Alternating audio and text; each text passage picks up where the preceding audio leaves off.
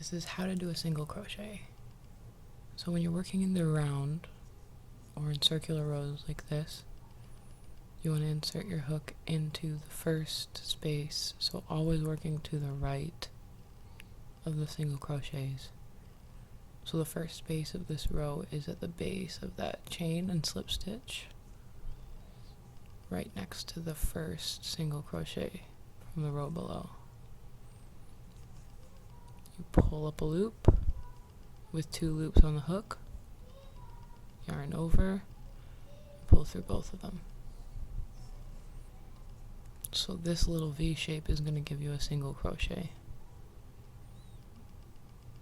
And I'll repeat that. Insert the hook into the next space. Pull up a loop. So a single crochet has 2 on it, and you pull through both of them to create the V and the dash at the top. This is where your next stitches will work in.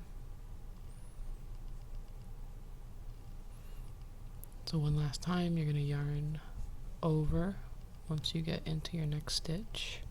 Pull up that loop, yarn over, pull through both loops on the hook. So we've just done 3 single crochets.